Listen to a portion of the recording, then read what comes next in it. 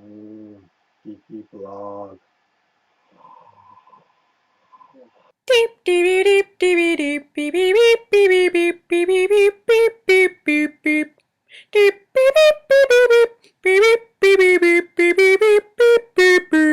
Geeks of the week.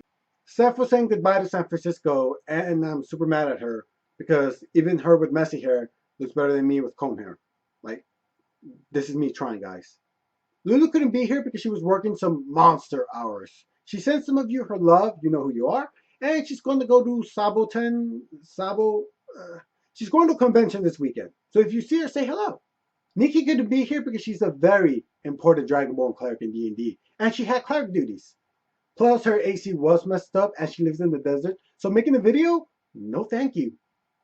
So last week, I done lost my mind. I forgot to mention that FXS has started their Simpsons marathon. This is no ordinary marathon. They're showing every episode ever. It's spanning 12 days to set in the Guinness World Record. So this got me thinking, why don't I revisit my favorite cartoon family, The Simpsons?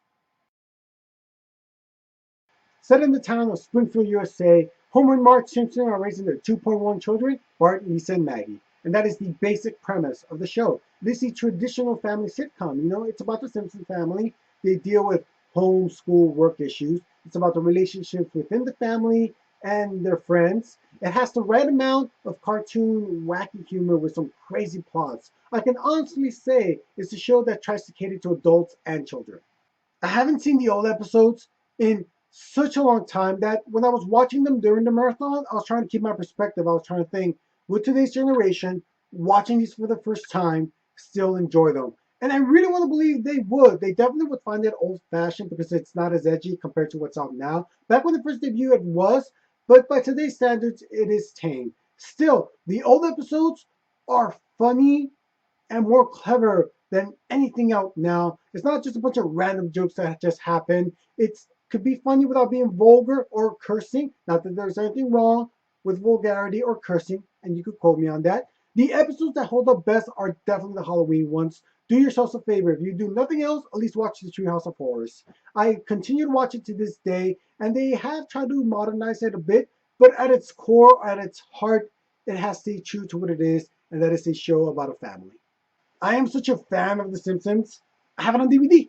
I'll even watch the creators' commentary because I want to learn tidbits. You know, like a lot of the people who worked for the golden years of The Simpsons went on to work for Pixar.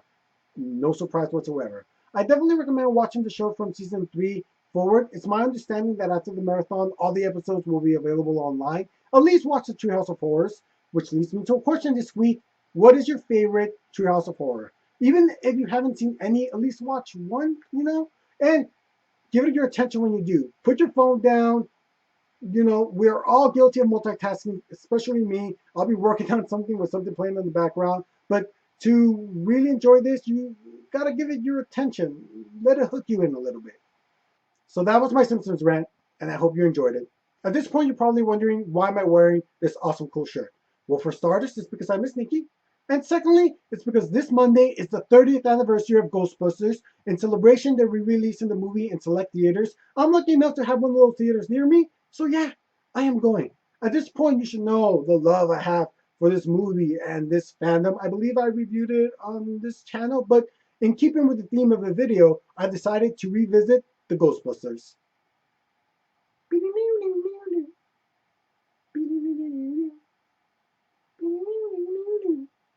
Ghostbusters. Three scientists who investigate the paranormal discover how to capture ghosts. So they decide to start a business catering to the skill called Ghost Zappers. What? Ghostbusters. It's a much better name. If I was going to present Ghostbusters to a new generation, I'd tell them it's a sci-fi supernatural film. One of the most true statements I've ever heard is that drama's easy, comedy's hard. The jokes here are an acquired taste. It reflects that era. If I told someone this was a comedy, they'd expect to laugh all the time when they probably might just laugh a few times because the humor is not today's style. Now, I personally still find it very funny. It doesn't hurt that the only things that age well is wine, Liam Neeson, and Bill Murray. I'm not exaggerating when they say, I fucking love Bill Murray. I just find him so effortlessly cool and charming. I still want to be Bill Murray when I grow up. I really want to be Bill Murray. Visually, it holds up very well. The effects they did were simple yet timeless that it doesn't look dated. Ghostbusters 2 was so-so, but it had its moments. I still hope to one day build a proton pack. It's gonna happen. I remember in third grade going to school dressed up as a Ghostbuster and getting made fun of. Granted, it wasn't Halloween, but whatever. I could go dressed as a Ghostbuster anytime I want. It's been all these years, and I still haven't grown out of it. So, yeah. Oh, quick comment. There was some kerfuffle over the whole idea of an all-woman Ghostbusters team in part 3. I apologize on behalf of them because that would be fucking awesome. I love that. So, are you excited for the Ghostbusters 30th anniversary? If you're not, don't leave comments. What makes me feel good? Busting comics makes me feel good. Time for the comic book review. My pick of the week, Superman issue 34, written by G.F. Johns, art by John Romita Jr. This is Men of Tomorrow Part 3, where Superman's helping his new friend Ulysses acclimate to Earth. Did I happen to mention he's originally from here, but his parents sent him to a different dimension, thinking that the planet was doomed, and now he's back with superpowers? When Superman found this out, he looked at him and asked, did we just become best friends? Yup. When I first heard about the concept for the story, I had my doubts, and G.F. Johns has proven me the fool. More than the time I challenged Neil deGrasse to a science off. Why? Why would you do that? Why? It'd be easy for Ulysses to be exactly the same as Superman, but he's not. Don't get me wrong, there's similarities, but he has his own feel to him. Then there's the awesome artwork by John Romita, who's one of my favorite artists of all time. He's really stepped up his game here. I haven't been a fan of Superman's costume since the New 52, but I'm really digging the way he's drawing it. This is new reader friendly. You don't have to know what's going on in the rest of the DC universe to understand what's going on here. Only 3 issues into this run, and it's already the best Superman title out right now. If you're a Superman fan, you need to be picking this up. I rate this a pull. So that's it for me. Remember to subscribe to us, like us on Facebook, follow us on all our things. Check out the other more ghost busting geeks and third blah blah blah blah. Dope!